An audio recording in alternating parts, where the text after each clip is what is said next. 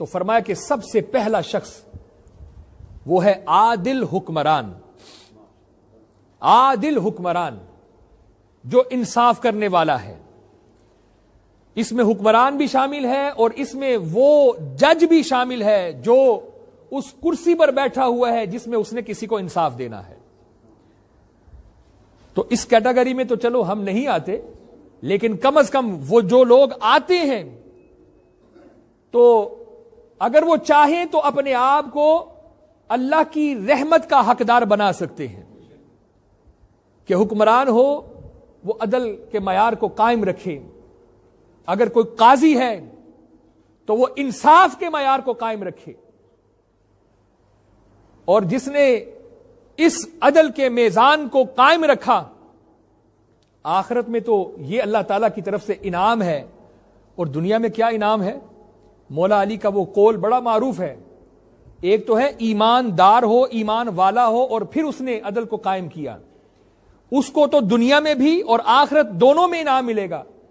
لیکن ایک ایسا شخص ہے جو مومن نہیں ہے, جو کافر ہے, مسلمان نہیں ہے, لیکن اس نے عدل کو قائم کیا, تو مولا علی فرماتے ہیں کہ عدل پر, انصاف پر مبنی معاشرہ, ریاست قائم رہ سکتی ہے, لیکن ظلم پر مبنی معاشرہ اور ریاست قائم نہیں رہ سکتی. کہ عادل حکمران, اس کو اللہ سبحانہ و تعالیٰ اپنے عرش کے سائے میں جگہ عطا فرمائے گا. دوسرا, نبی کریم صلی اللہ تعالی علیہ وسلم نے ارشاد فرمایا کہ ایسا شخص کہ جس کا دل مسجد میں اٹکا رہا, یعنی وہ مسجد سے محبت کرنے والا ہے, مسجد میں جانے کی اس کے اندر تڑپ ہے کہ کب میں مسجد میں جاؤں, اللہ کے گھر میں جاؤں اور اللہ کے سامنے سجدہ ریزی کروں. وہ جب تک مسجد میں رہتا ہے خوش رہتا ہے, مسجد سے نکلتا ہے پھر ایک تانگ لگی رہتی ہے کہ کب دوبارہ مسجد میں جاؤں. رسول اللہ صلی اللہ تعالی علیہ وسلم نے ارشاد فرمایا کہ ایسا شخص کہ جس کا دل مسجد میں اٹکا رہا, اور وہ بھی بڑے خوش قسمت ہیں جو اللہ کے گھر کی خدمت کرتے ہیں, مساجد کی خدمت کرتے ہیں. مساجد کی جو انتظامیہ ہیں وہ قابل تحسین اور مبارکباد کے مستحق ہیں کہ وہ بغیر کسی معاوضے کے اللہ کے گھر کے انتظام و انصرام کر رہے ہیں. تو جو بھی اللہ کے گھر کی خدمت کرے گا, اللہ کے گھر سے محبت کرے گا, مسجد کے ساتھ دل اٹکا رہے گا, رسول اللہ صلی اللہ تعالی علیہ وسلم کے سچے فرمان کی روشنی میں اللہ اس کو بھی روز قیامت اپنے عرش کے سائے میں جگہ عطا فرمائے گا. پھر فرمایا تیسرا وہ شخص ہے کہ جس نے چھپ کر صدقہ و خیرات کیا, ایسا پوشیدہ صدقہ و خیرات کیا کہ ایک ہاتھ سے دیا دوسرے کو بھی خبر نہ ہوئی. مطلب یہ کہ ریاکاری اس کے اندر نہ آئی,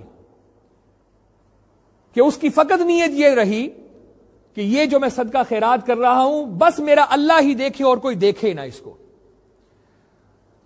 تو ریاکاری سے پاک اس نے اللہ کی بارگاہ میں اپنا حلال مال پیش کیا.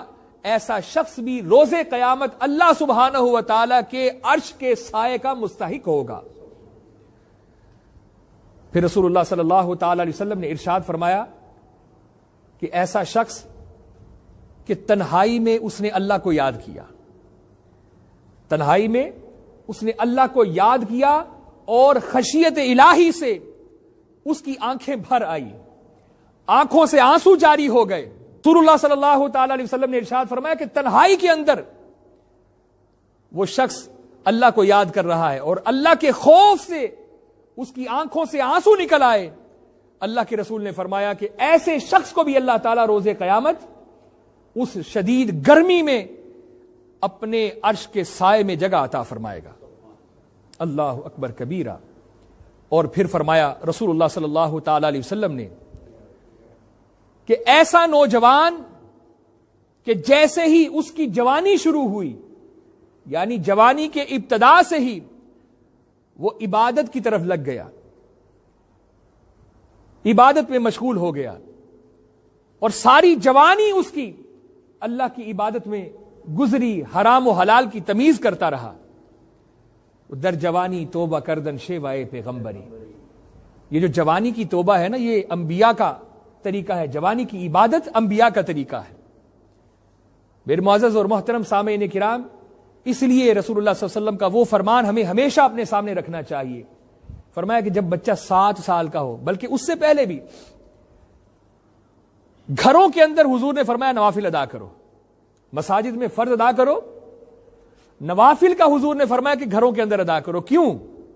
اس لیے کہ تمہارے چھوٹے چھوٹے معصوم ننھے بھی بچے ہیں، وہ دیکھیں گے ہمارا باپ ہماری ماں نماز پڑھ رہے ہیں. اپنے گھروں کو مساجد بناؤ، ایک ٹکڑا گھر کا مخصوص کر لو، وہاں پر نماز پڑھیں. ابھی وہ بچہ 3 سال کا ہے، 4 سال کا ہے، 5 سال کا ہے، وہ دیکھ رہا ہے میرا باپ نماز پڑھ رہا ہے.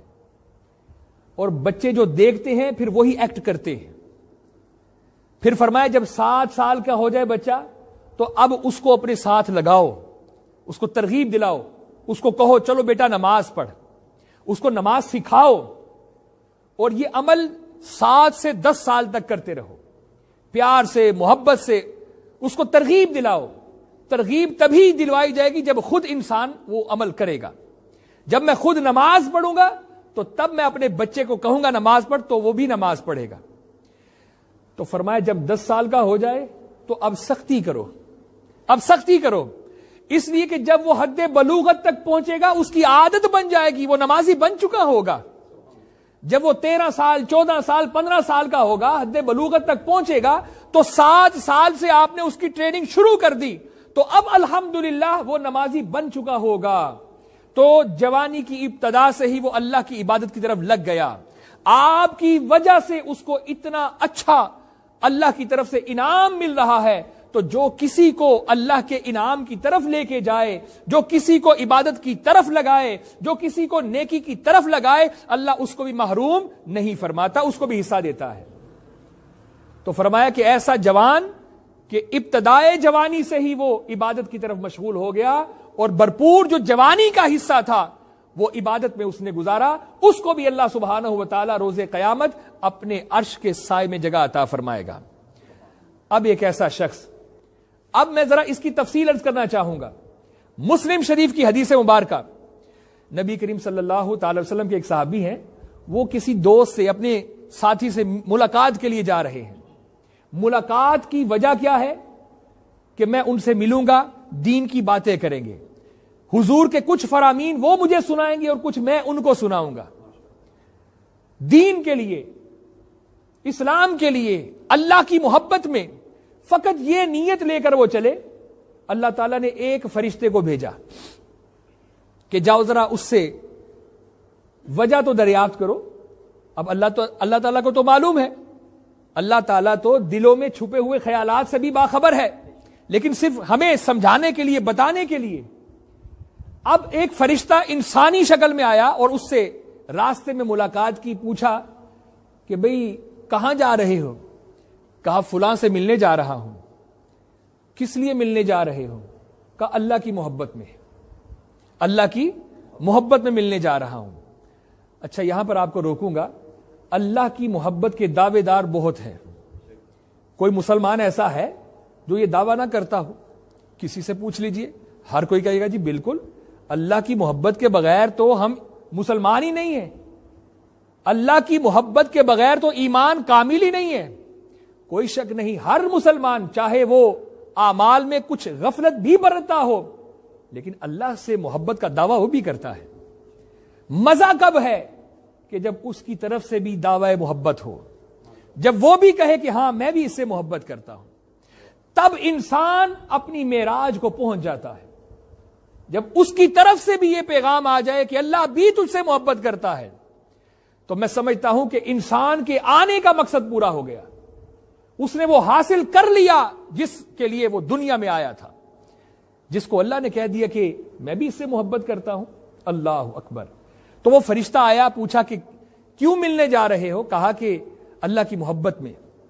تو کہا کہ خوش ہو جا، مبارک ہو تجھے، میں انسان نہیں فرشتہ ہوں، مجھے اللہ نے بھیجا ہے، اللہ بھی تجھ سے محبت کرتا ہے. تو اللہ کی محبت کی وجہ سے ملتا ہے اس سے، اللہ تجھ سے محبت کرتا ہے. اس لیے میرے عزیزوں، میرے بھائیوں، یہ عمل بہت آسان ہے، اگر کرنا چاہے تو ہم کر سکتے ہیں. کسی اللہ والے کے ساتھ ملاقات کریں اور سبب کیا؟ کہ میں اس سے کچھ دین سیکھوں گا. हुजूर के कुछ अच्छे अच्छे फरामीन सुनूंगा और उनको सुनकर इस पर अमल करूंगा। अब इस मुलाकात के अंदर कोई दुनियावी लालच नहीं है। हमारी जो मुलाकातें होती हैं, हर बंदा जरा अपने ऊपर गौर करे, उसकी वजह क्या होती है? कोई ना कोई दुनियावी मकसद होता है। कोई कारोबार का मकसद हो सकता है, कोई सियासत का मकसद हो सकता है, इसके अलावा और कई ऐसे मकासद हैं। किसी ना किसी दुनियावी मकसद के लिए हम एक दूसरे से मुलाकात करते हैं। कभी हमने यह भी किया है कि हम आज जो मुलाकात करेंगे वो अल्लाह के लिए करेंगे। रोजमर्रा के जो मामूल हैं, कभी ये मामूल भी हम बनाएं कि जो हमारे मामूलात जिंदगी में मुलाकात के सिलसिले हैं, एक मुलाकात ऐसी भी हम रखें अपनी उसी जिंदगी के मामूलात में जो फकत अल्लाह की मोहब्बत में हो।